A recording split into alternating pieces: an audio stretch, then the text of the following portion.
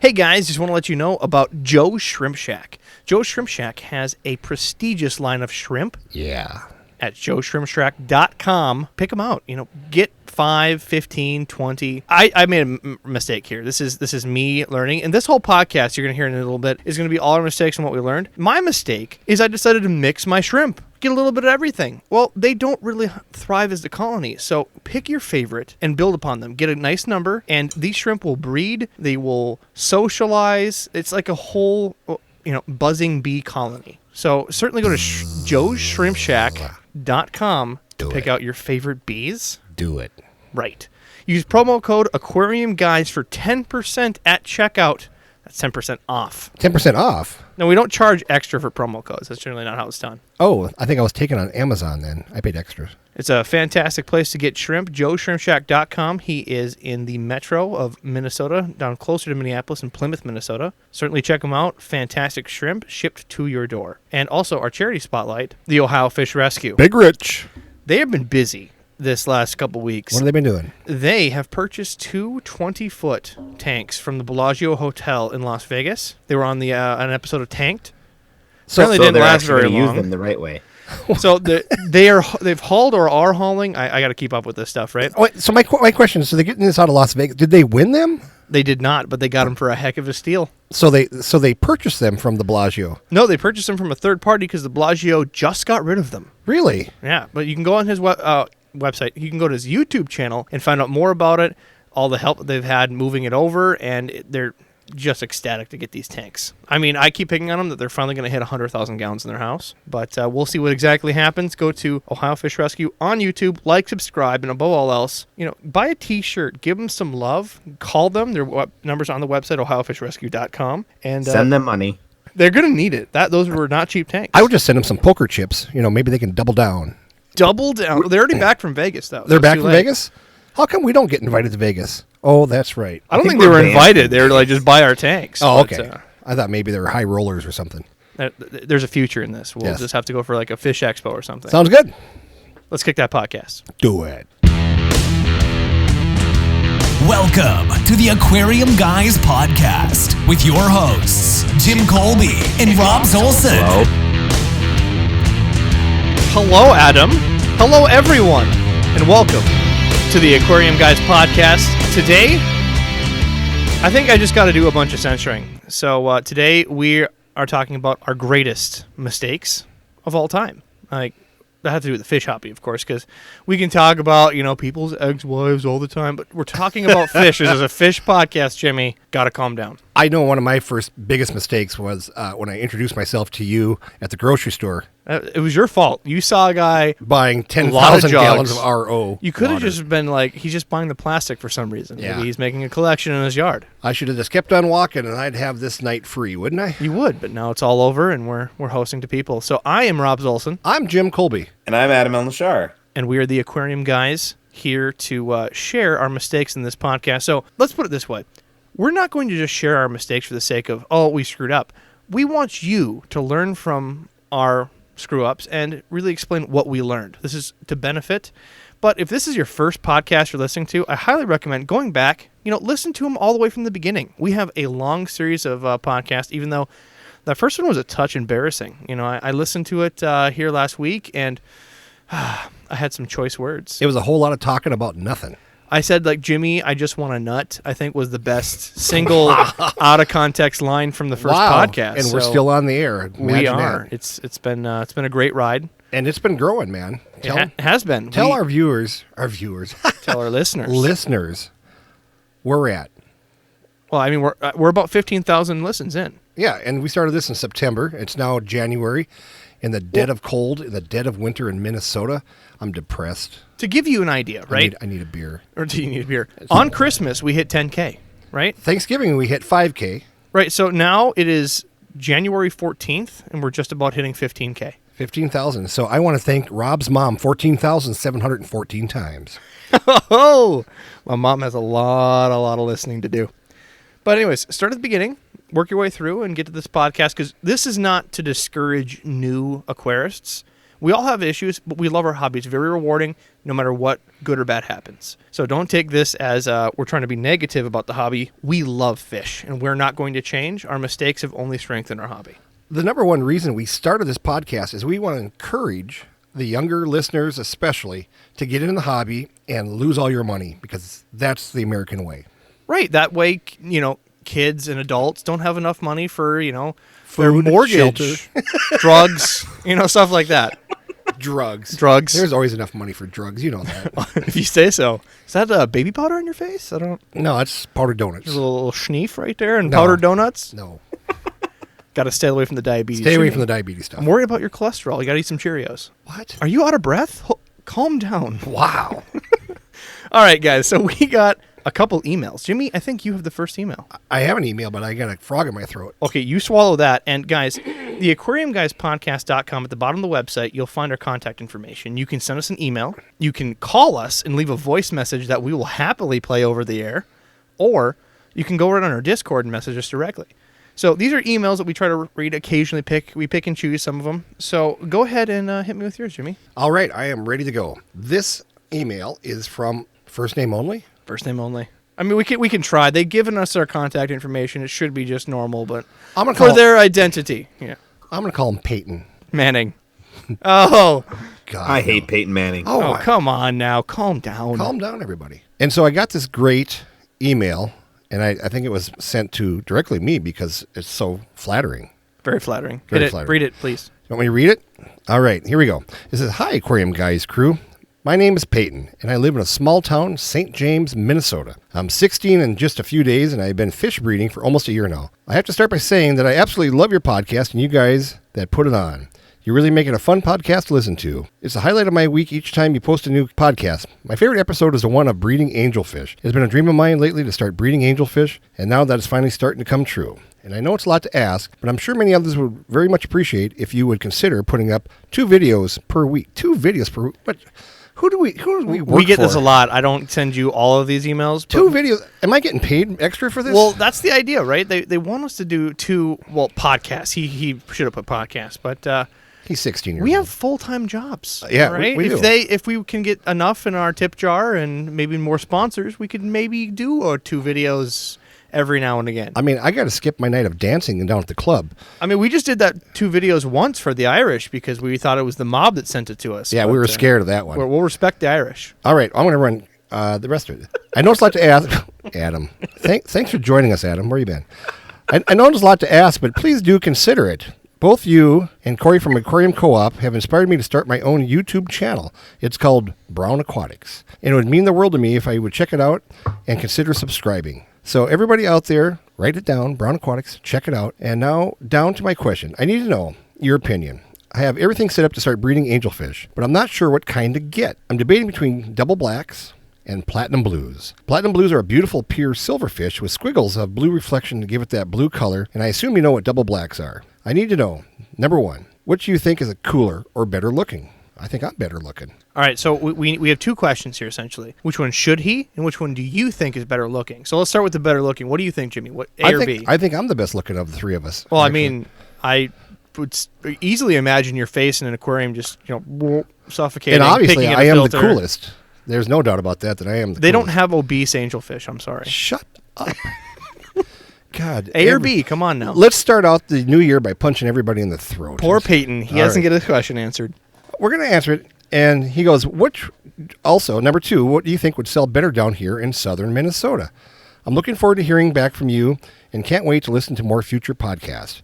P.S. Would love to listen to a squeal. What? To a squeal of angles? What's that mean? No more drunk reading your phone. No, I'm just read it.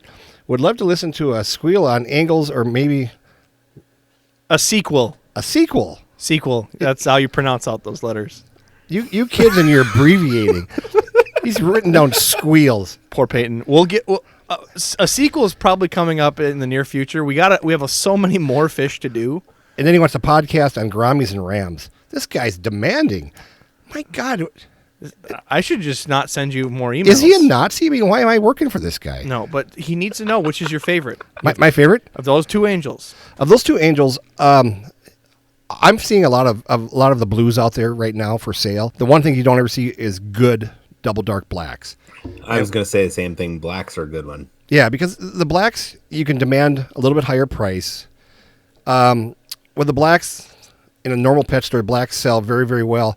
With the platinum blues, you need the correct lighting in order to sell it, and then you have to have those, people that really are looking for that. And if he's in the Minneapolis area, right? So, like, I don't remember where he said St. James? St. James area. Right. So let's just say that he's trying to sell in the Minneapolis area, right? Right. So they have a immense aquarium community of, like, Hmong. And the Hmong people just love the black. They love everything as dark, deep, as black as possible. Yep. They love the black bettas. They love the black angels, and they really know what they like, and they will pay top dollar for it. So absolutely. But always check with your pet store because you have to find the source and ask what they want. We can say what we can guess, but without knowing the pet store, that's the best place to start. And the other thing I'll say too with the blacks are not as prolific as the blues or silvers, just for the fact that blacks have been so inbred over the years that they just don't produce the same amount, and so that's why they demand a little bit higher price, because rather than getting 300, maybe you're only getting 150 to a spawn. So you can get a better price for them, and the darker the better, and especially if you can start out with double dark blacks. I would just take a double dark black standard and a double dark long fin and cross them, and you'll get a little bit of both, and that will also diversify what you're trying to sell. There you go. So I have another email. This is from a listener named Taylor. I'm not going to read the whole thing because it's way longer than that one. But they're just saying that we did a great podcast. Listen to episode 20 first, which I'd like to apologize for. It's story time. Don't start at story time. Don't start a story. Don't start a story time. You don't deserve story time until you've gone through all 19. Right, you have to earn story time. You've got to earn story time. Come on now. That's a lot of work. That's like the first impression is not the story time, please. And they also wanted to let me know in the rest of the email how much you suck? No, on how there actually still is phone booths, Jimmy. Sent us pictures. He sent us pictures of a phone booth. Right. Apparently, they are still used in other countries, and they've even been England? updated with credit card swipers and all kinds of goodies. This was specifically talking about Japan and in Germany. Rob actually just showed me a picture of a phone booth. I'm pretty sure it's a bus stop. I'm just saying. Man. Isn't that great? People actually listen to us. Yeah, and put up with your terrible jokes. I know. I wish I had $100. Let's see if anybody sends me $100 next week. You need to look carefully inside. That doesn't even look like a phone thing. Looks like an ATM in there. Right. That's what it looks like. It's just built to take your money. We need to get in the phone booth game, Jimmy. Sounds like an ex-wife of mine. There we go. A lot of bitterness tonight. I'm sorry. No more beers. We talked about this last episode. No, I'm not drinking tonight. All right. Let's get to the meat of the podcast, right? We read some listeners' goodies. Who wants to start? Like, we didn't draw straws or nothing. We're going to make Adam start because he's so quiet tonight. Yeah, Adam, what is one of your biggest mistakes you'd like to teach the class about and how they can learn? Using aquarium heaters. Uh-oh. Sounds like... Wait, don't stick them up your rear, all right? That's something they do in another country. How did you misuse aquarium heaters, sir? I had purchased some discus when I had my pet store that were the size of a small tea saucer for I picked up 15 or 20 of them. For all you people who've been drinking tea this week. You just angered all of our British listeners. And our Irish ones. Oh, they're drinking beer. They're all on the beer. So they were 5-6 inches across. I picked up 15 discus for $100. And I put them in my tank. And I noticed one morning that this must have been in the 90s. This must have been in the 2000s. 16 discus at any size for $100. That's robbery. No. The guy was moving because they closed the mines up there. The mines. You only get these conversations in Minnesota by the Duluth Iron Range. Oh, the Iron Range. Yeah, the Iron Range. So they had closed them. They had let him go, so he was like, I need to get rid of my fish. Here, $100, you'll take care of them. Okay. Wow, so thanks for giving him gas money out of town, I guess. Pretty much. And I put them in the tank, and I noticed, they were good for the first 2 weeks. Everything was going great. I'm like, oh, good, I'm going to pair them up. I'm going to breed them. Yes, me. And I noticed that they were acting funny. How were they acting? Well, they were huddled towards the bottom. And they weren't, normally when I walk up, if you've ever had discus get really friendly with people. And they will come to the top of the tank. They want to see you, but they weren't acting right. And I also had a pair of L46 true zebra plecos at the time. Did you put them all in the same tank? Yes, they were all in the same tank. So that's lesson number 2. Don't put nice fish, With nice all fish. of your nice fish in the same tank. So you didn't even do quarantine protocol. What a noob. Yeah, Dumb. basically. And today, Well, I had too many tanks, but that's another. I feel like there's a metaphor of eggs in a basket or something, but I mean, I don't know. I'm thinking, for the stupid guy of the week, we could give it to. Never mind. That's in the 90s. This was a long time ago. This was in the early I didn't even talk about the 1000s, stupid things I've done this week. We'll get to that soon. Yeah. So you've got all your expensive fish in one tank. Yes. And I leave because I'm like, well, I'm going to go hang out with my friends. And I didn't think twice. I knew something was wrong just by looking at them, but I'm like, I'm late, running behind. It was the first time I'd had off in a while. Well, I'm going to go see my friends. And I come home and everything is lying on the bottom, deader than a doornail or twitching. Whatever wasn't dead was just twitching. And why was that? The heater had short-circuited and electrocuted every fish in my tank because when I lifted up my tank or the lid to put my hand in the water because I looked and the water was cold, I got electrocuted. So did you break it, or how did this happen? As far as I can tell, there was a little crack in it somewhere. Maybe the discus batted it around or something because they were pretty good-sized discus. Playing discus And badminton. they knocked it around and then it just got a little crack in it and electrocuted everything in my tank. So you discovered this by putting your fingers in the tank? Pretty much. And that's because what I you got had? I got zapped and I was like, what the hell? And then I looked and I unplugged the heater and I unplugged my canister filter thinking that was it. And then I pulled out the heater because the temperature was off. It was way down. It was like really, really low. It doesn't matter when they're dead. Yeah, it doesn't matter when they're dead, but it was like super low. It wasn't the like 82, 84 that I had it at. Yeah, everything was dead. What'd you learn about this? Don't use glass aquarium heaters. Heat the room, not the damn tank. Or if you do have to use aquarium heaters, Titanium. titanium grounding units. probe. Yes. You can find these on I Amazon. recommend that for everybody. You are the one that clued me in on this, Adam, and you can find these on Amazon. They're pretty decent price. Again, it just plugs into the ground unit of any outlet. Make sure that you're not plugging into a strip cord with no ground. Otherwise, there's no point in even using it. It has to go into the wall outlet with that bottom ground plug. The ground plug is the circular one on the bottom, not the flat ones that are the two prongs. It's the bottom circular one, the ground. That's important Is that why they call it Yeah. the ground? because it's closer to the ground. That's right. Oh! That's a good one. So there is a famous fish tuber named Joey, right, that we all know and love, and he, a long time ago, had these wonderful stingray. His heaters went out on him, and if he would have had this titanium unit, it would have prevented it. But, there's really no way to predict, and I never even knew that these things existed. But, learn from this mistake that, number one, inspect your heater. Number two, if you can, try not to use glass. And number three, have a backup plan. Yeah. And number four, don't be tell Adam. your fish guy. Don't tell your fish guy. No. Don't tell Jim and then ask him for some more L46 and have him call you 2 days later laughing at you because they went on embargo. That They was went on hilarious. CITES Was it Appendix that 1. week? It was that month. It was, yeah. And the price went from this to $1 million. Oh, yeah, overnight Yeah. they were skyrocketed. So I could get them for like $20 and then they went from like $20 wholesale to like $1,000. Yeah, they're nutter butters. not quite that much, but about $80 to $100 at that time. Yeah. According And now to they're some of the even more than records, that. when I looked this up when it happened, they went all the way up to $500 a piece, for sure, that I know of. Right. I mean, when they were talking, at that time there was really nobody breeding them in the area. Supply and demand. Right. And I loved my zebra plecos. Speaking of supply and demand, real quick, you told me something interesting last week about bettas, Robs, What did I tell you? that they glow in the dark now. Yes. Tell us some, because I have not heard this yet. I've not researched it. I've not looked yet. But tell us what you heard, what you saw. So we're going to go on this tangent here. This is outside of the, screw ups, right? The glowfish phenomenon, right? And we can have an episode on glowfish in the future, but the glowfish phenomenon essentially was out of some university in the pursuit of trying to find cancer treatments and cures. So the university discovered that they could use this idea to color fish, and that's really where this came from, is in a laboratory. So they make these laboratory fish out of the common fish that we have. So when they're trying to cross DNA, they're going to find fish that are cheap. They're not going to go for expensive fish when they're in the university laboratory. They're going to find the closest stuff. So zebra danos, white skirt tetras, those were the first ones to really get hit. And those were, 29, 39 cents wholesale.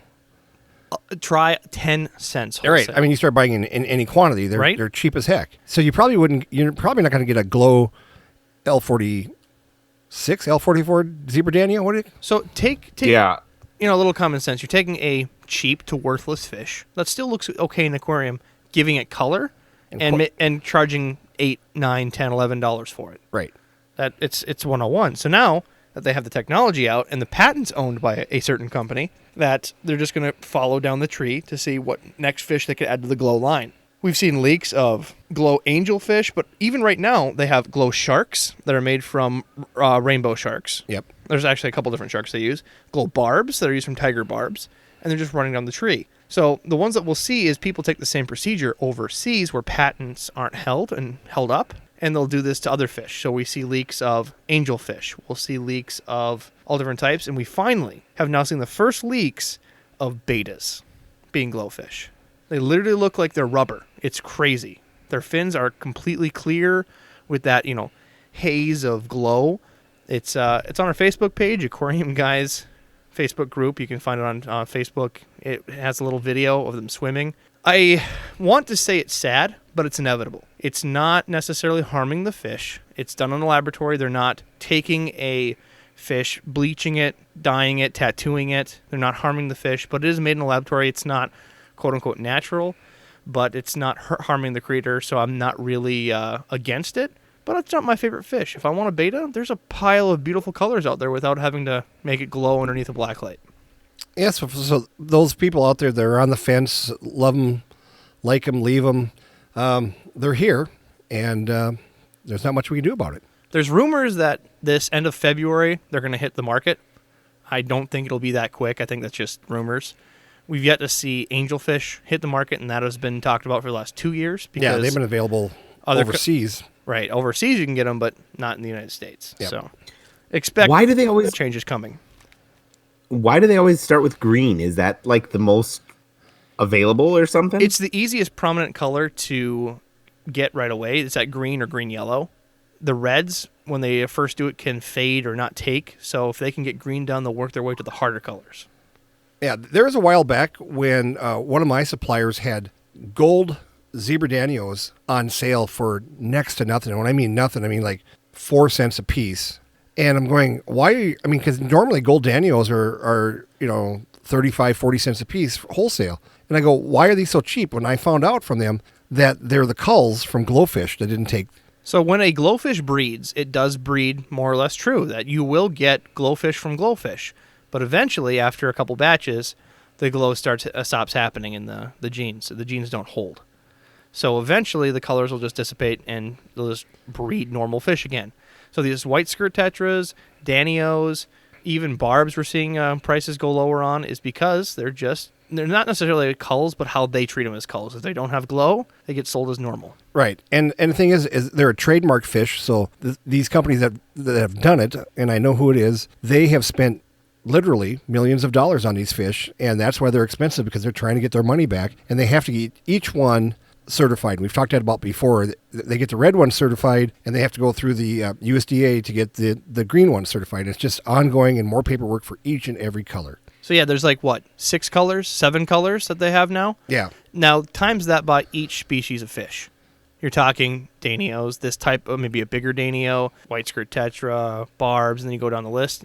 They have to do 7 patents for each type of fish. Yeah, it's just a lot of money, a lot of paperwork, and a lot of work. So you'll see them eventually, but FYI, they're coming ahead. That was a big tangent. I'm gonna do the next one. You go ahead, because I feel like you need to make fun of me. Well, that's what I do. That's why I'm here. All right, I'm gonna get this one out of the way because I know you people are making fun of me since we started this podcast. Finally, I'll address the story of how the catfish ate my arowana. That's funny and expensive. Really expensive.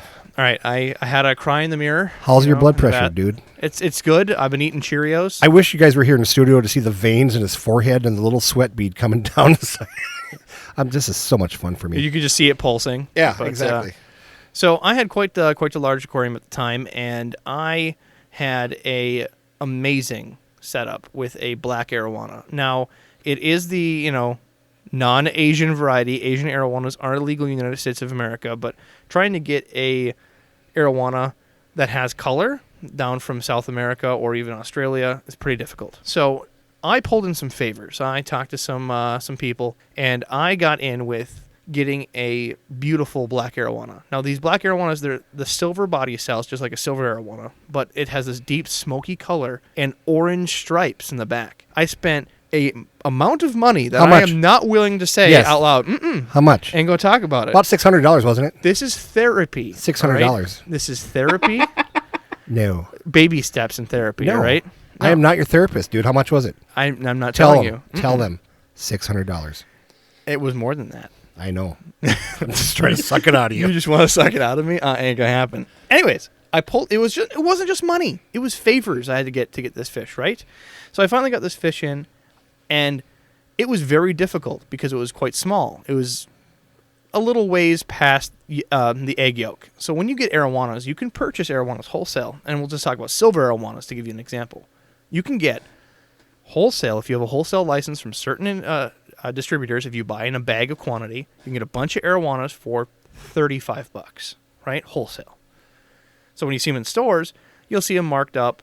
You know, you have to tack the tax, the cost of shipping, which is immense on some of these things. Because remember, a single box from UPS is $90. So you'll see these things marked up for $100, $120 in a pet store. But when you get them in, that small, they literally are just hatched. They are free swimming, and they have this giant egg yolk hanging from the bottom of the arowana. It's a very delicate time, and most of the arowanas will die if not completely pampered. So essentially what you have to do is, if they bump the egg sac, death.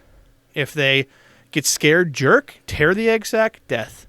It's literally an organ hanging below them, and you'll kill them for any reason. And it takes several weeks for it to absorb up into the body. That's their nourishment, and that's their food until they can start eating. So when you get this arowana in, what you want to do is put it into a silk net basket. You can buy these breeding baskets and just leave them alone, dim the lights until the egg sac goes away. Don't scare them. Don't walk by the tank. Don't breathe, and just let them hover in this basket alone, away from everything, until the egg sac goes away. And then you have to start weaning them onto live crickets, because they will not hit anything at that small unless it moves. So either you have to move it, or you have to put something in that's moving. So I have to buy these big bag of crickets, stinky suckers that I have to keep in a container, and I'm trying to wean this thing off because it's past the egg sac point when I got it in, and it wasn't really eating that good. It was pretty thin. So I'm doing this whole cricket thing, babying it. Then I try to do it manually, and I finally got it on river krill. And you can buy this, river krill in giant containers. And now I have it trained. I have to throw the river krill at the water to make a splash, or they won't go after it. Now it finally knows the river krill's food, and it's a whole process of getting adapted with your arowana. I finally got to the perfect place where it's eating like a monster. Then I decide to get a stingray with it, because I had this all planned. One thing, quarantine at a time, right? So I wanted one stingray, and I wanted one arowana in a tank, and call it good for my big tank. And what kind of stingray did you get, Rob? Called in some favors. I got myself a blonde pearl stingray, freshwater stingray. Oh, that sounds cheap as heck. That was not cheap. I think I just heard this story from Adam where you take all your expensive fish and you put it in one tank. Let's just say that the only reason I could get these fish is I sold my house and I moved into a new house, and I had some of the assets that I had to pay off a bunch of medical bills, and we had assets we put away for a new mower because we had a lawn now that we had to mow, and a couple of fixes for the home. And I got a rebate back from it, and that's what I was going to use for fish. Tanasa and I both wanted fish. She wanted a stingray. I wanted an arowana. That's where it was. We both wanted it. So we saved our pennies. We're going to treat ourselves.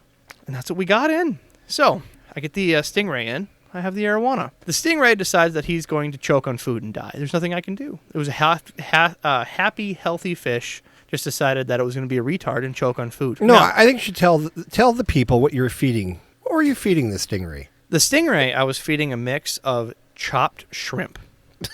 When I say chopped shrimp, it was literally whole raw shrimp you get from the grocery store that I had to de-shell on my own. So I would chop it up in pieces and put it in the bottom and I would eat. And I would also supplement with tubiflex worms, the cubes that I would put either in the sand or on the glass. And it decided to choke on a piece of shrimp. It wasn't too big. It just got kind of cockeyed in its mouth, and I could see it choke. Now, when you see a stingray choke, you see that lovely barb, and then you think of Steve Irwin, but then know that it has, toxins or venom on the back of the tail. So I never put my hand in the aquarium knowing this, even though the likelihood of you getting stung is extremely low. I mean, we've seen Joey and everybody else. I'm not that faithful of a man, and I know that I'm going to reach down and try to rip something out of its mouth. It's probably going to sting me. So I'm looking at it knowing that I'm in Minnesota. I've heard these stories about Adam getting stung by fish, and Which I don't want to die. Hilarious. Don't want to die. Not die. So I didn't die. I decided just to let it choke and die. There's nothing I can do. I have a 24-inch tong. I could poke it. There's just nothing I can do. I had to sit there and watch my fish die. And then my lovely roommate decides to walk up to the tank while I'm basically in tears watching this thing die, trying to figure out how I'm going to tell my wife her immense amount of money, extremely rare stingray died. How much was the stingray? No, Jimmy, we're not going there. Baby steps, all right? Maybe they'll tell in the future when I'm more comfortable with this, all right? There'll be a day. Here's my question. Why didn't you have like a tube from an intake tube and shove that on the tail at any time? That's what I always did with mine. Oh, see, I always had something to shove on the back of the tail so that I was never worried about that part. I was told to do that and just leave it on there while it grows up. But I'm like, why do I have it on there? I'm not going to be touching the stingray. So there's your fun fact for the day. If you want to, wean a stingray into food and you're worried about the tail, put a glove on it, put a rubber band on it, whatever you want to do to try to protect yourself. But know that it's only a tiny tube protecting you. I'm just looking at you and just sheer stupidity. Anyways, my roommate comes up to the tank while I'm watching him die, and it's like, what's happening? Why is he doing that? And like, he's choking on food. And then he just sits there and looks for a minute. I think that's how you're going to go someday. With a ham sandwich. I immediately turned just blood red, and I just didn't know what to say. I wanted to throw F-bombs, but I was crushed and angry all at the same time. It was diarrhea for the mind. Well, just so you know, I'm not going to do the Heimlich maneuver on your stingray or on you. So let's put it this way. Maybe I could have put something on the tail. Maybe there's something I could have done. I don't think there was. So in retrospect, not a lot I could have done there. I would have just grabbed it and tossed it on the floor and let it jump around. Not a lot I could have done there. It makes me mad. Now, what happened with the arowana? Now arowana's all alone. He's doing great. He's just one lone fish in a tank. Do I want 2 arowanas? Not really. I'm kind of happy with what I have. And maybe I can save my pennies in another 3 years afford a stingray because they're crazy amounts of money. $600? They're way more than $600. Okay. Right? They're $649, Jim. way more than $649. I know what he paid for him, and I'm just trying to get him to spill. You're an asshole. So I'll let you know that. Now we have to put an expletive. Right. No, that is a fair statement. We're talking about your derriere, and you are one. Wow. That hurt. So I have an arowana in there. So I get this whole idea where I hear about this amazing tiger catfish that needs a home. Like, hey, I heard you do rescues. I'm like, yeah, I could take that one in. Normally you only take rescues that you would have a home for. But I'm like, I have this tank. I only have an arowana in there. The arowana, by now, because again, arowanas grow like 2 inches a month. It's insane, and I'm feeding more than that. So he's definitely got some inches on him. And this is a small tiger catfish. I'm like, I'll easily get a home for this thing. So I took it in like a dumbass. And these tiger catfish, they're not that expensive. They're what, $60 at most. That's retail, Yeah. So I took it in, gave it a home. I found out it's a hybrid. It's that tiger. Red-tail catfish combination, right? Because they cross for some reason. And he has an immense appetite. Oh, yeah? Yeah. And what happened? He stares at you. He just sits in the bottom of the tank and stares at you. And what do you feed this thing? A pound of shrimp a day. A pound? A whole pound. So measure it into a container. Like a 16-ounce cup container. I used to watch you feed them. Right. I'd weigh it. I weigh it. Just like, all right. And what he'd do is I would set this frozen shrimp. And frozen shrimp is cheap as heck. They're only like $9 a pound. Right, because I had some from the stingray that died. Right now, of course you did. I don't eat shrimp. No. So I just got all this frozen shrimp in a cup and I'm letting it thaw on the top. And the catfish sees the cup and hits the top of the aquarium with the lid, trying to get to it. I'm like, well, fine. Here, you want a frozen one? I throw a frozen one in. He eats it whole. Frozen. Solid. Like, what? I bet he got brain freeze like you did in an ice cream cone. No, he just kept eating them. So I dumped the whole cup in there, frozen, and he'd eat them all frozen. And it wouldn't be like, oh, I'm just going to slowly eat them for a while. Under 60 seconds, he had 1 pound of shrimp consumed in his stomach. In 60 seconds. And people go swimming in rivers where these things run around. It was incredible. That's something I've never seen before, like gulper catfish style, right? Mm-hmm. So that was the first couple days, and I noticed that my arowana stopped like free swimming across the tank, and he'd kind of just sit in the corner. Next day I come up, and now I see that his fins are all kind of ratty and, not in the same condition the next day. Like, what's going on? So I'm like, well, maybe he's getting sick. So I test water parameters. I go upstairs, and I come back down, and here is my arowana, twice the size of the tiger catfish, swallowed in his mouth. I have posted the picture once on Discord. I'm probably not going to do it again. It's disturbing. They have turned it into some memes. I know, and everybody thinks it's kind of fun because it happened to you and not them. It ate it, and it's twice the size whole. And I had to sit there just, it's going to choke on it. So crushed again. I had to get in there. I had to manhandle and wrangle this catfish, and then I had to pull the carcass out of its mouth, and by the time I got it up, it spit the whole thing out. It was like a cartoon that you see where there's a big bag of bones, like a fish bones. Yep, it's literally like just a skeleton. Yeah, because like it a was just cartoon. dissolving it and just chowed it down that quickly. There went my 2 most expensive fish for a long while, maybe ever. Definitely ever. No, the more I think about it, totally ever. Totally ever. And then for Down the the toilet. For the next 3 months, I come over and I look at this empty tank and I go, "What are you going to put in there?" He goes, "Nothing." So what I learned from this is that compatibility is more than just size when it comes to predatory fish. You think, is it going to harass it? You need to ask, can it swallow it? Have you measured its full mouth? Do the inches and circumference match the other fish? Because they could probably stretch it another good couple inches. So if it's a catfish, know that catfish will attempt to swallow things that they can't normally eat. That was a big learning curve that I learned in the most terrible way. And that a pound of shrimp maybe isn't enough for a growing tigerfish. You should probably up your dose every single day. Every single day. So I had that until it grew, was it 2.5 feet? Yeah, it was big enough to ride to school. And we got it home, and that was that. It's out the door, but it was the size of busting my tank, and it found a home, and on its way it went. Yeah, and going right on to from that story to one of my stories, which isn't half as cool because it was only a 2-foot goldfish the darn catfish ate. So my friend Robbie and I are neighbors. We live just around the block from each other. And he comes one day with this albino channel catfish that we had gotten as a rescue. And he had taken it out of the tank. We didn't even know it was in the tank anymore. It had been sitting in a cold, cold warehouse, and he brought it over to me. And if you want the full story, you can listen to some of our other podcasts. Yeah. We talk about Charlie the catfish. And so he brings Charlie over, and he goes, "I got no place for it. Here, Jimmy, put it in your tank." And I'm like, "God dang it, Robbie, I don't want this ugly thing here." You have a tank rack. You have a tank that fits. I mean, it just makes sense. Yeah. And so when Adam closed up his store, Adam was one of my customers. And what year did you close up your store, Adam? 2013. So in 2013, I have been being paid to babysit these goldfish from one of Adam's customers. Because when Adam... Oh, my koi customers. Yes. We don't name them. They have not given us permission. So this woman had me take these koi that Adam had been watching for her. So it was a random batch of Shubunkin goldfish, bigger goldfish. I think there was even a couple fantail goldfish. Yeah. At one point, the fantail goldfish I think died of old age by this point, and then you had one pretty large. It was like, was it two plus 2 foot butterfly white koi. beautiful white koi. And during the summer, this woman would call me. She lived up in the Grand Rapids area, and I would ship the fish to her. And then in the fall, I would go up and get these fish. And so I've been dealing with these fish for freaking 7 years.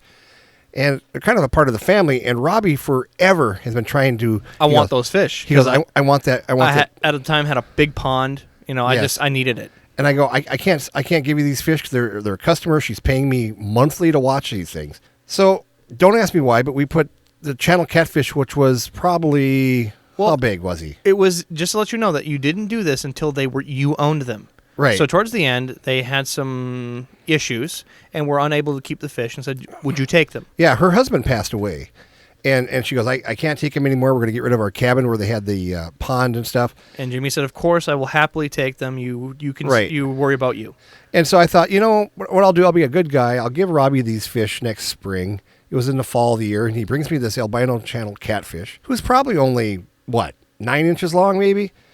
Less. Yeah, probably. Yeah, definitely less. Probably 6-7 inches long, 8 inches long. And I put him in the tank, and in one night, he stripped every frickin' fin off my 2-foot goldfish. You sent me pictures. It was like soup o scales. All you saw was just the water caked in scales. He chewed up that fish so bad, he went up like he was eating corn on the cob.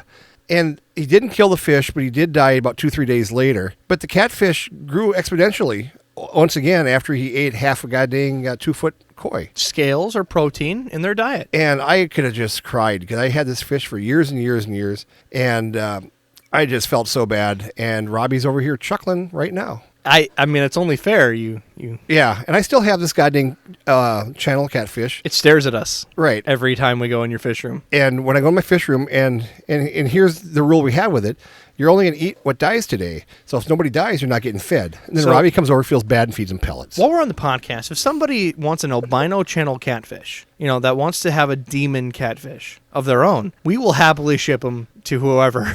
Right. You just- I'm going to put him in a dry envelope because he ain't going to die. You pay postage, we'll ship it. All right? It's yours. Charlie the catfish is yours as long as it goes to a good home. Know that he is a demon. I think I should just mail it to Rich late at night. So what do we learn from this? We learn that, number one, catfish are not to be trusted. No. Number two, it does not mean just because you have a 2.5-2-foot creature that a 6-inch creature won't screw it up. Right. Three, that even though it's a breed that shouldn't do it, every fish is a different attitude and different, just like we were different people. Every person's capable of something different. There's bullies in every crowd. There's bullies in every crowd. So you will find an endler that may try to beat up a, red-tailed shark. Who knows? Antlers suck. Endlers suck. No, they don't. Wait, did you have an endler try to pick a fight with that big red tail? I don't even want to talk to you right now.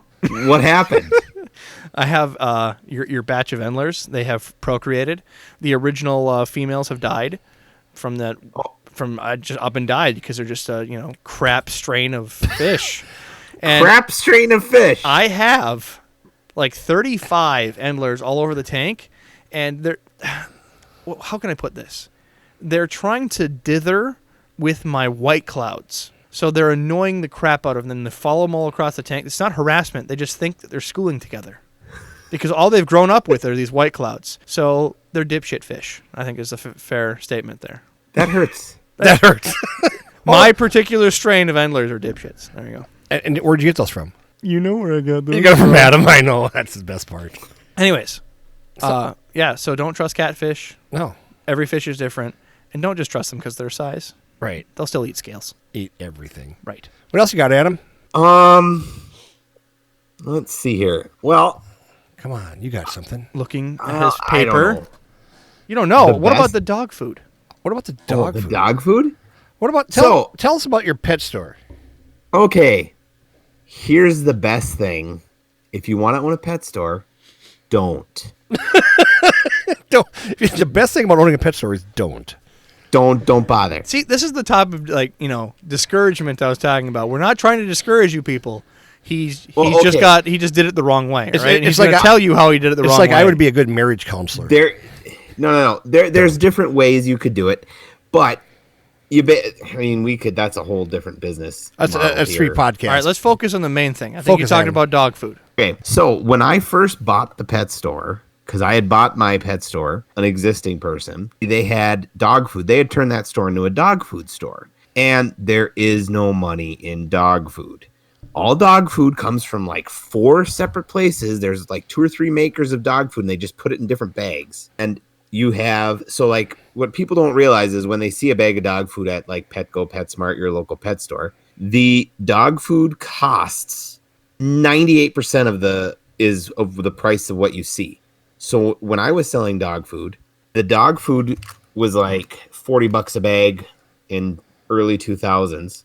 Literally would make $5 of profit at most. That's pretty good. So you're spending $45 in inventory and retailing it for $50? It would, because there would be prices on it, and It was you guys are pre-priced. Pre-priced. yeah, it was pre-priced usually. And so out of the goodness of their heart, they allowed you to make $5 on a bag of dog food, which cost you $45. Yes. And then what else happens is that so you do that. Then when we had there was a problem because one of the dog food companies got sold to Mars. We're not going to say their name. You just did. And huh? Never The mind. candy company? The candy company? Mars Candy Bar? Yeah, Mars Dog Food actually the candy company, they actually own like I want to say 2 or 3 different dog food companies, maybe 4. That explains why my O. Henry bar sucks now. They put a lot of so they don't put the chocolate in the dog food, of course, but a lot of the waste, the byproduct from your different foods gets put in the dog food as a filler, and it's a cheap filler, and that's how they make more money. That's not saying that they didn't have a few brands of really good, high quality dog food. But usually you could tell once they bought a brand, the brand went downhill pretty quickly, unless it was like their chosen special brand. We saw that a lot. Where they come out with a quality product and they drive it right into the ground. And then they go and they'd focus. So the problem with dog food is that pet stores build up these dog food brands. And then they go, well, we want to go mass because they think that they'll be able to do much better if they go mass market to like Petco, PetSmart, your stores like L&M Fleet Supply, your different like Menards, that type of thing. Right. So they can go, rather than deal with private pet stores, then they go into a mass market and have a heck of a lot more customers. So let's talk about like the economics of food, right? If someone makes, like, let's pick on Tyson because they've always been picked on for beating up chickens.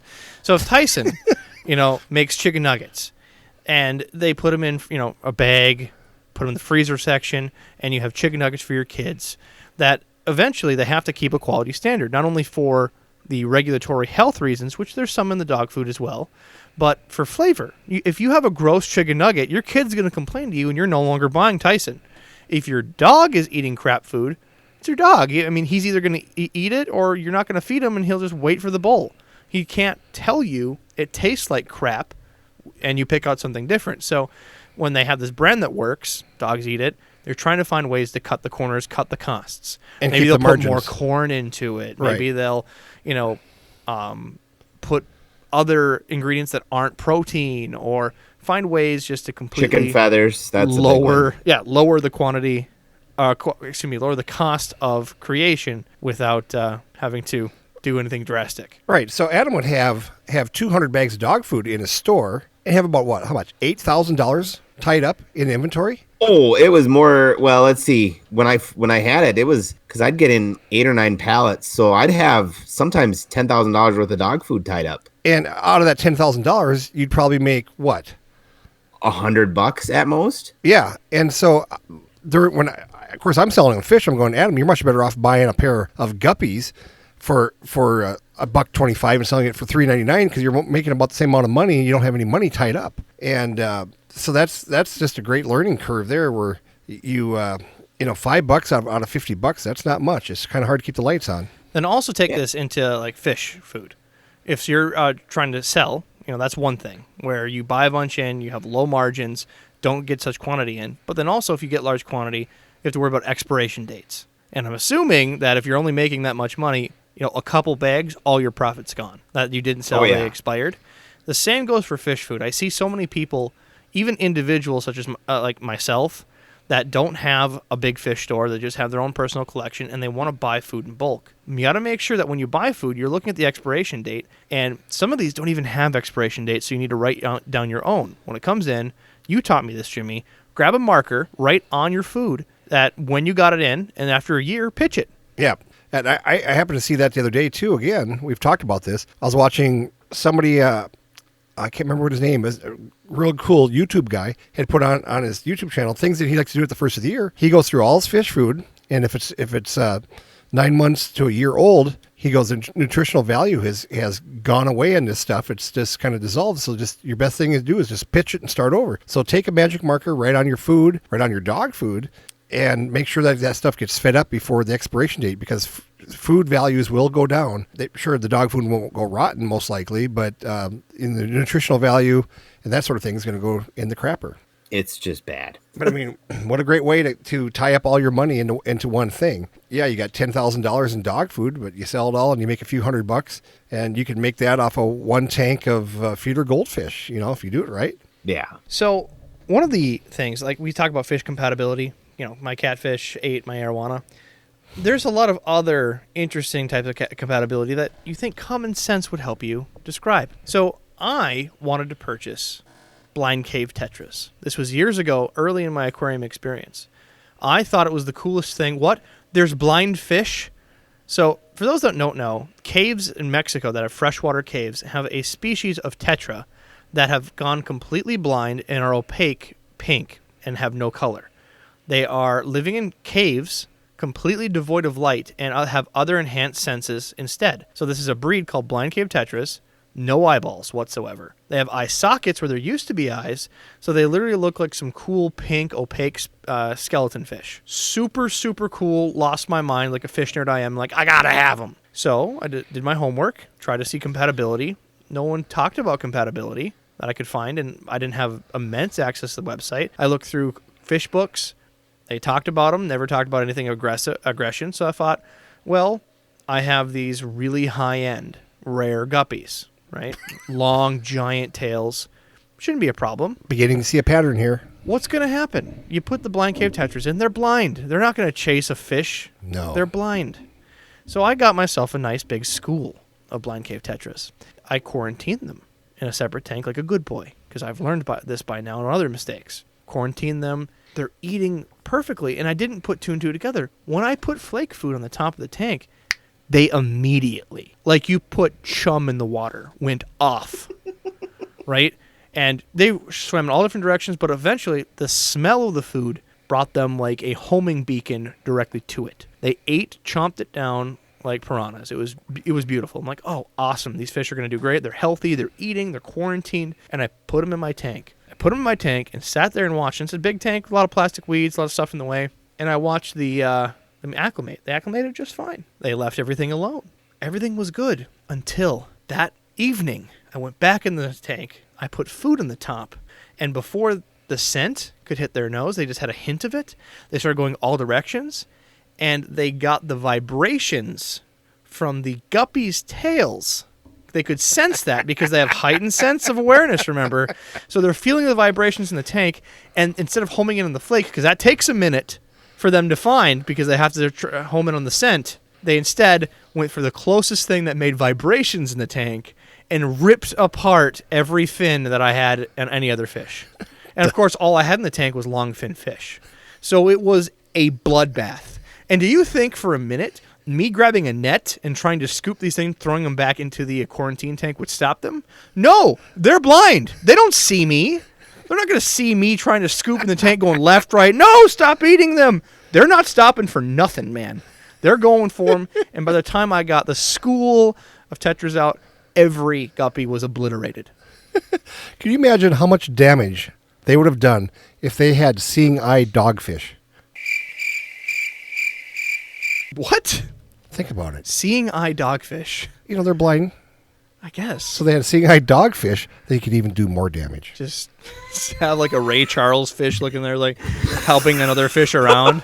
Some weird dither capabilities. It's like a Stevie Wonder thing. You know. Now, see, wait a minute here. I thought that you knew that blind cave fish, they sense things with their lateral I do eyes. now. Yeah. I do now. This is Well, a how very the hell young did age. you know that before? I didn't have a lot on the internet. There Young wasn't a and lot dumb. talked about. This was years ago. Young and dumb. It's in books. I was 14. Young and dumb. I was poor, man. All the other books I had was what the stuff my grandma gave me, and they were all written in the 40s. Poor, young and dumb. Oh, I suppose they really didn't have them in the 40s, did they? They knew they existed. They had them topic, but they didn't have people's like experiences written in the book. And all I was going off of was my grandmother's notes saying, "Yeah, this was a good one," or her problems that she wrote in the book with her pen. I still got the book. That I should have went back in there with pencil and just wrote in, "Don't get these fish." Now, since then, I've had blind cave tetras in many scenarios, and they only hit longfin fish. If you have them with other shortfin fish, they're not a problem. But for some reason, the fluttering in the water when you feed them is enough to make them think it's a bug or something, and they'll just rip them to shreds. So if you have a longfin beta, if you have some skirt angels, or if you have some longfin guppies, gone. So I had a bunch of guppies just laying around the tanks. Stubs, no fins, just stubs. Stubs. And I had to watch these guppies die and suffer with stubs. I think I got 2 guppies out of the whole tank that lived. So I think we should name this podcast Things That We've Killed. Things that we've killed. Things that we've killed. You know, this whole episode here is just proof that we're comfortable. Maybe not comfortable. We will talk about our mistakes. So many, fish tubers, broadcasters out there, content creators, they're afraid to talk about their mistakes because it makes them look bad or people will look down on them. We're all human. We all make mistakes, and we're all in this practice together. No one has this locked down, I'm telling you. There's only a small handful of people in the world that have their one species they're good at locked down. Everybody learns, and every day they learn. We have Steve Rubicki. He's done this for 40-plus years with angels. That's his breed. He's still learning every day.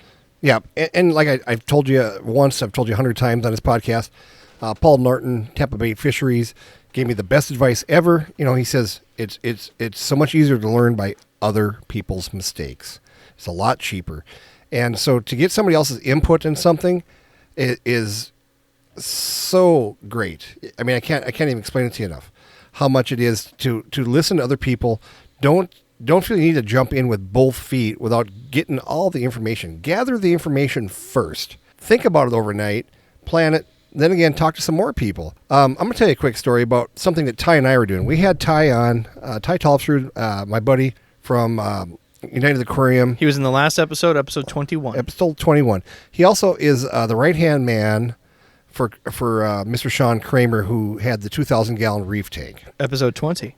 Yes. And anyway, here's something Ty and I were doing at one time. His wife and him owned a pet store above me. I was in the basement with my wholesale operation, had about 500-600 tanks down there. They were upstairs above me with a wholesale retail. And one day we decided that we were going to build a new system, and we were going to put a sump in for about 90 tanks. So this is now a building that we are renting. We don't own this building. He's renting it. I'm renting it. And we are about to ask for forgiveness instead of permission. Exactly. We're thinking we're going to put all these tanks together. We had literally, it was 110-gallon tanks all plumbed together. And we wanted to put this big sump in, and only at this point, after we've got all the tanks tied together, have we discovered that they're too low for the sump. And how are we going to put a sump here? Because we have these things on the floor. And we are literally sitting there scratching our heads, talking about getting a jackhammer. We've actually got sledgehammers, and we're going to start punching a hole in the floor of the basement because we thought the only way we're going to do this is we're going to put the sump, we're going to dig it into the floor. Yeah, into the floor. A trench. And I'm not kidding you. We are literally moments away from cracking cement and probably getting ourselves kicked out of there. My 16-year-old son at the time comes over and goes, "What are you guys doing?" And we explain to him, well, we're going to knock a hole in the floor about 3 feet, and we're going to put the sump down there. And he goes, won't that be hard to work on the sump if it's down there, and won't it be cold in the ground? And we're Your 16-year-old son's like, yeah, you guys are real dim right now. Right. And and anyway, we go, well, yeah, we're going to do this. We're men. We're going to take sledgehammers and break stuff. and he goes, explain to me how this works. And so we're going, Aaron, you don't understand. It's going to be great. It's going to be excellent. And so anyway, he goes, no, explain this to me, Dad. Well, okay, we need all the water to go into the sump so we can circulate it back up. And he looks at us and goes, well, why don't you guys just put cement blocks underneath the racks of the tank and elevate them up in the air since you've got 3 foot of head space up above you? And we're going, what? And so we literally, for $8, drove out to Menards, bought 8 cement blocks, put them underneath the racks. We elevated the racks, 10 inches. And the light bulb went off. And we were able to put our sump on the floor, and we had it done in literally like 3 hours. So it wasn't a mistake. It was a mistake that you were saved from. It was a mistake that almost happened. So from a person that doesn't know fish and is 16 years old. So get other people's perspectives on stuff. Don't think just because your wife, your girlfriend, your boyfriend, that they don't know what you're doing. I mean, if you're producing a system, you're making a system, get other people's advice on it. Don't jump into it head first, because it's just going to end up costing you money and time. So you got to put on your suspenders, and you got to measure twice, cut once. That's you know right. what I mean? That's right. This is coming from the guy that I call Stubbs because you cut your fingers off last week. I measured once, and I cut twice. Cut twice. Both fingers. Both fingers. Both fingers. Down to the bone. Professor Dumbass. Oh, excuse me, that's Dr. Dumbass. Dr. Dumbass. All right, Adam, what you got? Yeah, go ahead, Professor Peckerwood. This is getting an explicit tag. I guess. It has to. What you got, Adam? Well, I'm trying to think here. If you're trying to think, I got one. You know what? He's trying to think. Right here, we're going to put the theme from Jeopardy. You're so slow. Come on, man. Well, I'm just trying to think of all the different things that I've done that are fish-related that are dumb. I'm vetoing you. I'm going next. Here's what's going to happen. You can get next round. So, I'm going to tell you a story. I was proud of this. So half of this is pride, others learning curve. I bought a small house, my first house, right? I moved into Perham, Minnesota. It was my first house. I was so proud. I was 21, Jimmy. 21. Bought my first house at 21. Yes, pop my collar. So I bought a cheap house. Really wasn't cheap for our area. It was still like $102,000. You know, it was really small. It was like 44-foot wide lot. I didn't really even have to mow. I basically got out my shears that I had in the house and just clipped my lawn like sheep would. Oh, you're talking about your first house. My first house, right? Oh, yeah. That thing was 1,400 square feet. It was a wonderful starter home. I loved it to death. And in the back, again, this is like, redneck suburb Minnesota, right? So 44-foot wide, that means I had just enough for the house and a very, very narrow driveway with the garage in the back behind the house because it was not wide enough to have a house and garage in the same width. So you drive down this very narrow driveway all the way behind my house to get into the garage. So I had 2 flower beds sitting next to this very small little patio deck I had. I saw the flower bed, and it looked like it was cut into the cement. There was the driveway, there was a small sidewalk going to my deck, and then the flower bed went underneath the deck to where the old stairs were against the foundation of the home. So I decided, hey, that's a nice big flower bed. I hate dealing with weeds, plants, and crap. Why don't I just dig that up and put a pond in? Light bulbs went off. I started doing design work, measure twice, cut once. He spent about half an hour designing this, by the way. Half an hour, but I did a ton of work preparing. So I got it all figured out. I'm going to dig 3 feet down. I'm going to do it right where I'm at. And the one thing I screwed up on, call Gopher State. Doesn't matter if it's your flower bed next to your house. In fact, that's probably the worst place. The main line for my electricity happened to be right there. I was shoveling, because I shoveled all this by hand with a buddy. I was shoveling, and we're getting like 2 feet down, just about 2 feet down, a little hair close to it. And just as I'm just about to put the shovel down, I was like, hey, I wonder where the electrical line's at. And as I'm motioning down, I froze. I look down, I move my foot. There's the main line of the house I was just about to kill myself with. That would have been fun. It's live. The cord was right there. So I only did 2.5 feet. And then what I did is I had electrical insulation put around the line. I put a tarp over it so that if the pond ever leaked, it was safe to get on it because it rains on the electrical line anyway. So I was all safe and well and kosher, but I was like one shovel strike away from being a dead man. Are you trying to convince me, or are you trying to convince your insurance company that you're safe? They don't even know I put a pond in my backyard. The insurance guy's like, oh, we're here to assess your house. I'm like, get off my property. It's in the back of my house. He couldn't see it from the front. So yeah, it was pretty great. Anyways. You know what you needed? A titanium grounding probe. Right. So lesson 1, Gopher State anytime you use a shovel, no matter where it's at. Number 2, I finally got this pond in, and it was beautiful. I laid a liner in. I had shelving for plants in the water. I had koi in it. I loved this pond to death. It was great. And I had a method to do water changes. I'm in a city. The city doesn't know I have the pond. I don't know if there's a city ordinance against water features. So what I do is I just grab a garden hose and detach my pump and plug it into the garden hose and just pump all my water into the street. I don't know if that's legal. In the city of Perham, they did not care. The police officer stopped by twice because we're right next to, we're across the street from a Catholic school. So Yep. The police were there at like 3 o'clock, chit-chatting with him. It's like he saw me do the water. He came over, looked at the fish. No one cares. No one cares. Not in Perham, Minnesota. So I just dump it out the street. It's got to go to a drain. What am I going to drain it at my house? It's the same drain. Yeah, you're not paying for that. Right, I'm not paying for that. So I already pay for the water. I'm just going to drain it in the same whole vicinity. So I pump it out to the lawn. So what you do is when you pump it out to anywhere and you're done doing whatever you want, number 1, take the hose out of the pond, right? That's step 1. What happens? And 2, if you're going to take the hose somewhere, make sure to get the water out. So I left the water in, and I screwed up, and the hose dropped into the pond. So the next morning, I had a very small few inches of water left because it automatically, because my pond is higher than the street, automatically siphoned all my water out, and I almost lost all my koi and fish. So big mistake, almost killed fish, but I got real lucky again. Make sure you check your hoses. And the highlight was 100% water change. They spawned the next day. Had 10 I wish that was a joke, but they did spawn I know the they next did. day. I remember that. They did spawn So the if you next day. want your fish to spawn, make sure you give them a nice water change. Goldfish at least. Exactly. That's for sure. Who's next? Oh, Adam, do you think of Adam's something in that next. time? Well, I kind of did. Well, kind of tell us. What happened, Adam? So- Did you fall off your stump or what? Adam didn't do his homework this week. Are you the one drinking this week? Homework, I just didn't do the right one. Oh, that's right. We decided the last minute change podcast. That's kind of our fault. It is, yes. So,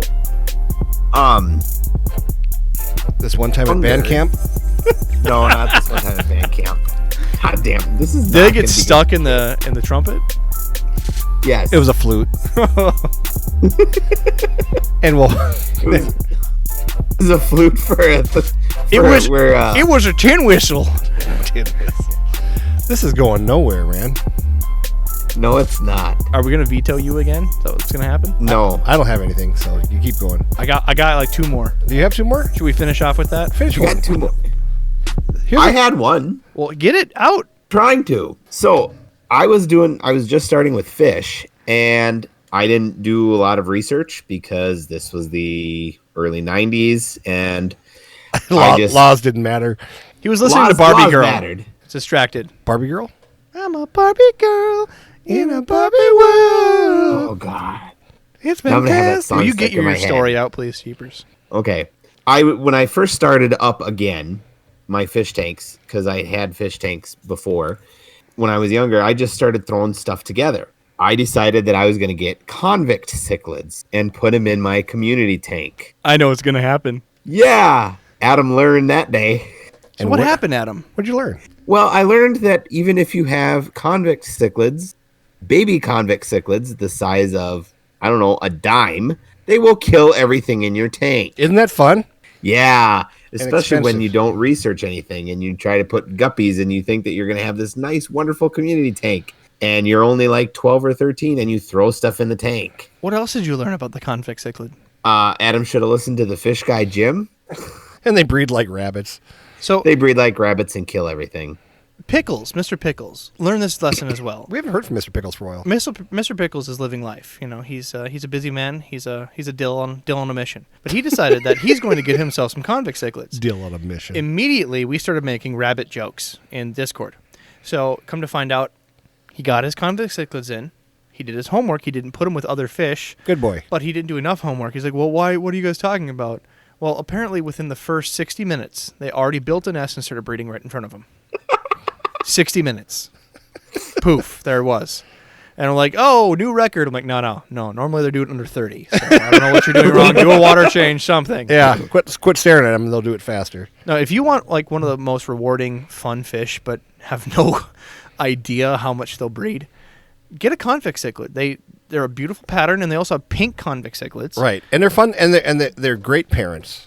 If you Fantastic. feel like you can never breed a fish, and not even a guppy, convict cichlids are for you. Yeah, get yourself a Cool Whip bowl and fill it half full of dirt and the other half full of rocks, and maybe put a teaspoon of water in, and You they'll don't even breed. need to do that. They'll do it in a bare Cool Whip goal. I know, that's what Yes. I'm saying. Like, if they're out in some ditch somewhere and there's nothing there but a small puddle, they'll Yeah. find a way. Yeah, they're great little fish. You're going to find out that it's very hard to get a pet store to take your 40 or 50 little convict cichlids because, first of all, not a big call for them. I mean, there is some, but So, No. You know what you do with them? They make excellent Oscar food. Speaking of which, we decided to look up what do you do with your cichlids, and what was the top forum post that we found? Well, if you put them with a little butter and roll them in a nice bread batter, Wow. they don't taste that bad. you people on Discord, you need to get a life, I tell you. So if you guys like to join the fun on Discord, again, aquariumguyspodcast.com, bottom of the website, there's a link. Discord is a easy-to-use chat platform that we help each other with. It even has voice options. That's actually where we record our podcasts on. Come join us. We're well over 100 users that are active in this community. Very active. Today alone, we had 5-6 members join. Get Yeah. in here. It's a party continually, and we continually It is. make fun of Jimmy. Jimmy has unknown nicknames. He's called Arnold. And I thought it was because I was Arnold the Pig from Green Acres. Arnold Schwarzenegger. That's apparently they like your deep voice, so It's not a tumor. I don't know what that's from. Kindergarten Cop, you wuss. Oh, I'm sorry. I only watched Jeepers. the good ones, like Terminator, That was the good one. And Kindergarten Cop. Commando, stuff like that. Yeah, Commando. Well, hey, before I forget, why wouldn't you go with like crebensis? Crebensis are probably easier to breed or just as easy as convicts, and then No. they'll actually sell. Yeah, Crebensis sell pretty well. I mean, they breed really well, but nothing comes close to breeding as prolific as a convict cichlid. No, you're right. Nothing. So yeah, You got one more story, Jimmy? I don't have any more stories. Okay, I'm gonna finish up with mine then. I've not made any mistakes in my life, unless you want to talk about my first marriage. Wah, wah, wah. I got two last ones then. Did you know the name, the cold front that's coming through here in Minnesota is 20 below? It's supposed to get down to 30 below. They named the cold front after my first wife because you know how they're naming like all the storms and stuff. Now they're naming cold fronts, and You know- I'm named this next one after my wife because it's cold. You seem so fond of her, and you taught. I do. And now you give her a shout out. I'm giving her a shout out because this cold front I'm naming after her. It's going to be cold front Gale because it's cold, it's bitter, and it's in your face. So I have a question. When you're out blowing my driveway, are you? No. That sounds. Are you rude. going to think of her? Is that what's going to go on? When I was outside This is today- all you, Gail. When I was outside snowballing the whole thing, I was thinking about my first marriage. Yeah, Yeah. Okay. Good. Good cold, to know. bitter. So I have a bone and to in pick your with face. you, but we're gonna go to something else. Go first. ahead. I got nothing. I had a customer Yes. that came to me Yes. and said, "Hey, Robs, these are some sweet fish. I want them." Okay. Well, have you researched them? Yeah, they're completely compatible with my tank. I want some hatchet fish, marble hatchet fish. I want these. Can you get them in? Yes, but you need to understand there's some. Nope, I already did the research. But they keep cutting me off in the sentence. I'm like, fine, I'm not going to say a word, and I just got their fish. They decided to put these in with no lid at all. So I gave them the bag, float it. I was chit-chatting with them. They crack open. I'm like, you really need... I got this. And they cut me off again. I'm like, all right. You've been cut off before. I just sat around. They released the fish, and while they released it, they all jumped out in one forming school onto the living room floor. Whoa, I've never had that happen. I mean, I've had them jump, but not all out at the same damn time. Oh yes. They had some other fish spook them in the tank when he just released them, and they just shot out like they were flying fish. And they literally flew like a good 5 feet out or up in the air, and let's say 7 feet away from the aquarium. It was incredible. It was like Free Willy. Yeah. Free Willy. So, more species profile. Do your homework. Hatchet fish need every square inch of the lid taped, covered in some form or way. Otherwise, you'll just suddenly not see them anymore, and there'll be little chips on your floor. Swordtails are another big jumper. Big jumpers, swordtails. Yeah. When I was down to Florida, we went through a greenhouse, and there was one, maybe 2 300-gallon circular plastic tanks that were there, and they were covered with a tarp. Only 2 that were covered by a tarp.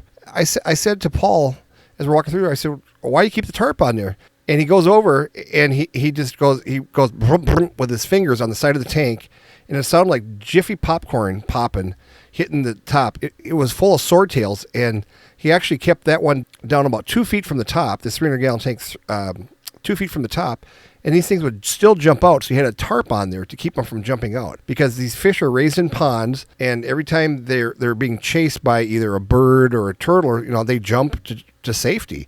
They can jump out of the water and get ahead of whatever's chasing them. And it was just amazing when he just tapped the side of this pond, you hear just hitting the top of the tarps and stuff. So yeah, swordtail's another big jumper.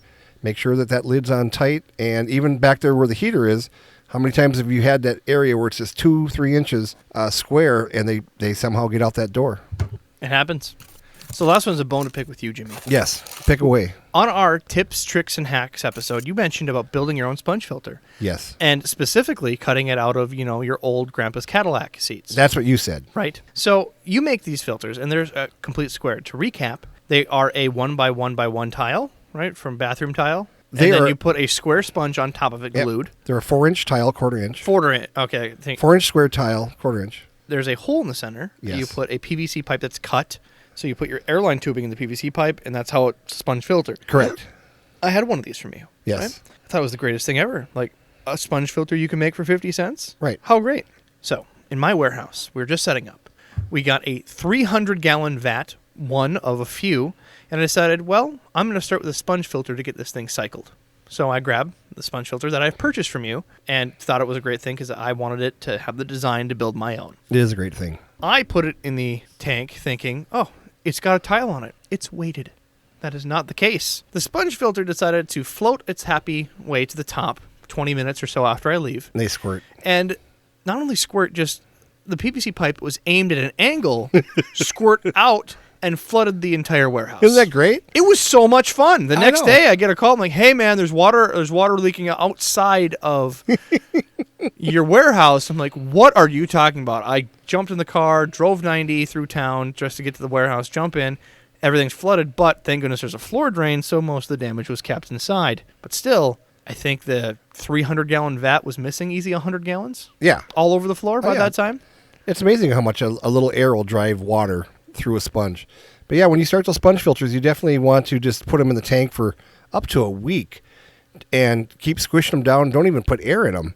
And that's what I do. When I make them, I'll spend probably a week getting them going. And I have one tank where I probably have 20 sponge filters going at all times. And so when you decide to start up a new tank, you already have a sponge filter that's already seeded, as they call it, with bacteria, and you just pop it in there and you're good to go. I did find out one thing on my sponge filter the other day, Rob, that I didn't tell you about. So one of my friends, Kim, who is an architect over in West Fargo, North Dakota. Shout out to Kim Stokes. Kim gives me a whole bunch of swordtails and platies, and he gave me a whole bunch of coolie loaches because they bred in his tank. And I went, cool, I like coolie loaches. So I took them home, I need to buy some coolie loaches. Yeah. How did he do that? How did he breed them? Yeah, because I did it too, but I want to hear how he did. Well, he put on Jim's breeding playlist. Now it's actually a publicized list on Spotify.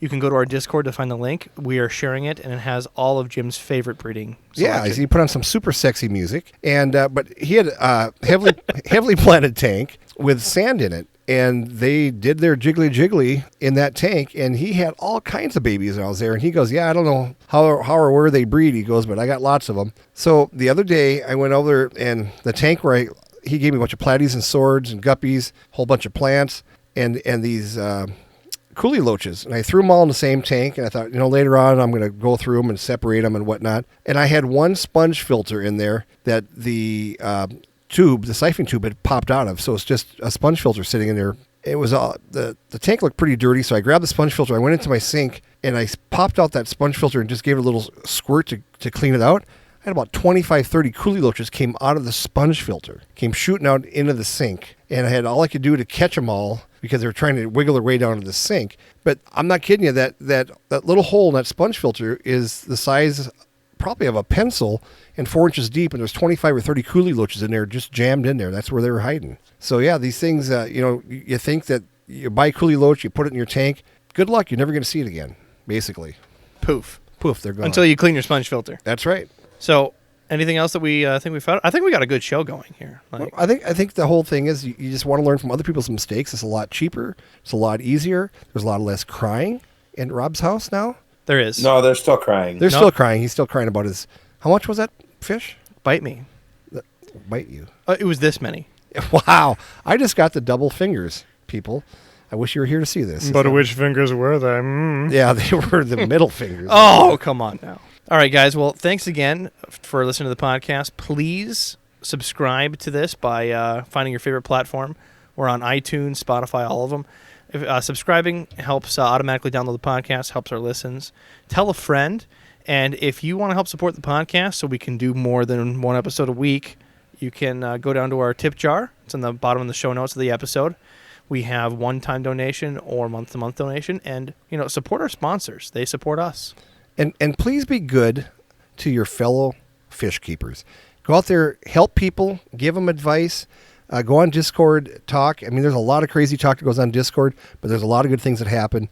And if you can help your fellow fish keeper, make him successful, and it makes us all successful. And that's the only reason we're here, is we want everybody to be successful in doing this. It's a super rewarding hobby. It's easy to get discouraged after you lose that first fish. My dad even has a beta, and he lost one, and I'm done. It's not for me. Well, no, it happens. Here's what you do to fix it for next time. And if you have questions, call me. And now he loves his beta, talks to it every day. Who talks to a fish? My dad. And it's just a rewarding hobby. We all make mistakes, and that's part of the learning gap.